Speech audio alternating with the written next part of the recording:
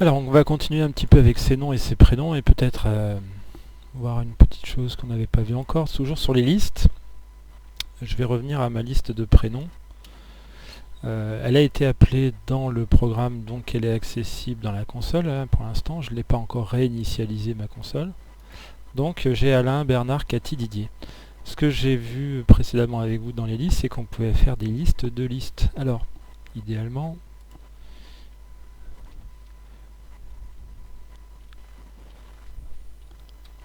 on va faire des listes de listes.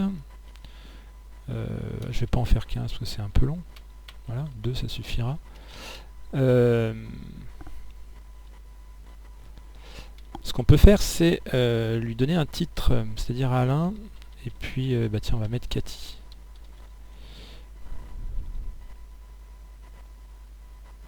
Ouais. Alors du coup, on va changer, on va mettre les noms. On va faire une liste de noms. Donc on va mettre Grisonnet, je suis un... Alors mon titre, ce serait Monsieur. Et puis Madame de Cosas, son titre, ce serait Madame. Alors entre guillemets. Voilà, c'est la liste des noms et titres. Titre au sens Monsieur, Madame. Et donc on aimerait une version personnalisée de ce salut avec Bonjour Monsieur Grisonnet et Bonjour Madame de Cosas. Et donc ici dans notre affichage, on va simplement modifier une chose, c'est que si je laisse tout comme c'est actuellement, ça marche plus ou moins, c'est bonjour Grisonnet Monsieur, c'est-à-dire que c'est bonjour et puis j'ai comme premier élément de cette liste une liste. Alors ça c'est embêtant, j'aimerais avoir bonjour Monsieur Grisonnet, donc avoir accès à ce qui est à l'intérieur de la liste dans la liste. Alors comment on fait? On va le faire ici. Si j'accède à la liste nom, j'ai donc Grisonnet et Monsieur derrière M. Mais j'aimerais bien avoir nom, le premier élément, Grisonnet M. Eh bien j'aimerais avoir le premier élément du premier élément. Eh bien ça se fait exactement comme vous avez peut-être imaginé que ça se passerait. On va mettre crochet pour le premier élément de la liste nom, qui elle-même est une liste, donc son premier élément va être appelé avec le même principe, 0, 0. Alors moi si je veux donc Monsieur, je vais faire nom 1, Monsieur Grisonnet. Alors je vais modifier maintenant ici. Oui. On va mettre 1 pour Monsieur, et puis on va répéter, et virgule, 0. Donc j'aurai ici d'abord le titre, Monsieur, même si je l'ai écrit en deuxième dans ma liste, c'est pas très grave.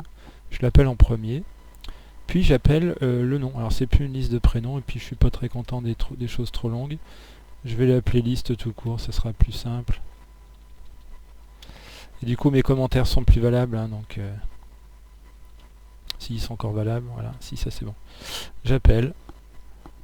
J'ai un message d'erreur évidemment parce que j'ai pas changé ça en liste. Bonjour Monsieur Grisonnet, bonjour Madame de Cosas, avec beaucoup d'enthousiasme, c'est très bien. Voilà, et donc on peut rajouter maintenant Monsieur Jacquin.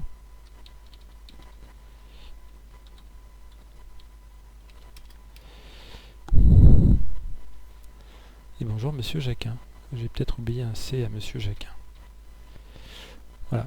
Automatiquement, j'ai 3 éléments, et vous rappelez, lenList va chercher combien d'éléments, donc ça se fait tout seul. Alors je peux en avoir des centaines comme ça.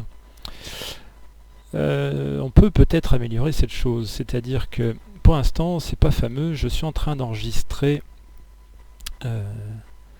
ici un M pour monsieur et un MME pour madame, et je vais le faire à chaque fois, c'est pas terrible.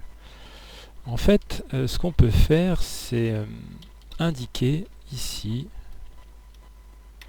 comme pour... alors comment c'est le numéro de sécurité sociale, c'est 0 pour les hommes et 1 pour les femmes. C'est-à-dire votre numéro... Non, c'est le contraire d'ailleurs. 1 pour les hommes et 0 pour les femmes. Vous avez... ou 2, je sais plus. Mais en tout cas, dans votre numéro de sécurité sociale, le premier chiffre indique votre sexe, homme ou femme. Et du coup, ici, je peux utiliser ce principe-là en disant, je vais coder 0 et 1 pour hommes et femmes. Et ensuite, il va falloir que je le traite ici par contre. Alors, ça va être l'occasion de voir ce qu'on appelle un if. Donc là, j'aimerais qu'apparaisse un titre. Eh bien, on va faire ce qu'on appelle un if. Alors, if va tester une condition et réaliser une action si la condition est vérifiée. If list, vous vous rappelez, i1, donc ce qui était en fait le deuxième élément de ma liste, de chacune des sous-listes, si c'est égal à 0, 2 points, alors titre égale entre guillemets monsieur. Sinon, else en anglais, titre égale madame.